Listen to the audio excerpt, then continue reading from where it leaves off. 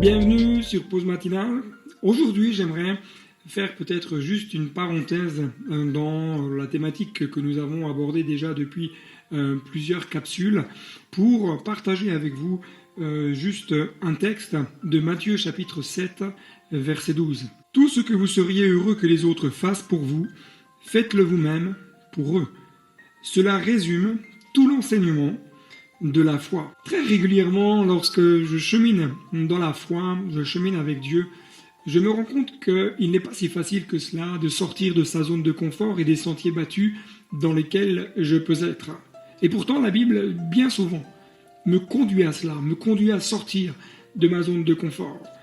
Et dans la société moderne dans laquelle on se rend compte que la pensée générale qui est en train de se dégager et de plus en plus, et je dirais qui grandit d'une manière croissante, c'est une pensée individualiste, une pensée centrée sur soi. C'est-à-dire qu'aujourd'hui, beaucoup disent le bonheur, oui, mais d'abord moi. Le bonheur passe déjà par moi. Le bonheur des autres, oui, mais après. Alors que notre texte nous dit complètement autre chose. Tout ce que vous seriez heureux que les autres fassent pour vous, faites-le vous-même d'abord pour eux. Et j'aimerais simplement vous dire que cela ne veut en aucun cas dire que nous devons nous négliger nous-mêmes pour que les autres soient heureux. Cela ne veut pas nous amener à nous négliger nous-mêmes, mais Jésus nous invite à considérer quelle joie va venir nous remplir, nous animer lorsque je vais commencer à faire du bien à ceux qui m'entourent. Comment agir? Comment faire pour que cela devienne concret dans notre vie? Tout d'abord, en commençant par rendre heureux ceux qui nous entourent. Commencer par à chercher, peut-être à faire, à dire des choses qui vont rendre heureux ceux qui m'entourent. Nous attendons souvent des autres certaines exigences que nous-mêmes, nous ne vivons pas pour nous personnellement. L'évangile est là pour bousculer nos cœurs, non pas pour nous faire du mal, mais toujours pour nous amener en croissance. L'évangile est là pour bousculer nos cœurs parce que je crois que lorsque Dieu nous bouscule, c'est que Dieu veut nous bénir également à travers les autres. C'est pourquoi j'aimerais vous lancer quelques défis pour aujourd'hui et les jours à venir. Commencez par lancer un sourire à ceux qui vous entourent. Et vous verrez que votre voisin, votre voisine, vos amis, ceux qui sont autour de vous, dans votre quartier, vont vous rendre l'appareil. Un sourire peut changer l'atmosphère. Deuxième défi, soyez altruiste.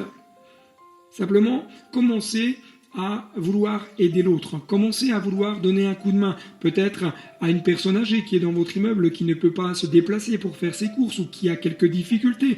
Commencez à être altruiste, commencez à vous préoccuper des autres et vous verrez que bien souvent, vous serez souvent beaucoup plus enrichi d'une manière humaine, d'une manière relationnelle que de l'effort que vous avez fait. Troisièmement, soyez compatissants. Ayez en vous un cœur qui est de la compassion pour ceux qui ont du mal, pour ceux qui luttent, pour ceux qui sont peut-être en difficulté. Soyez compatissants. Ayez un cœur pour les autres. Ayez un cœur pour soutenir ceux qui vous entourent. Et enfin, aimez comme Dieu aime.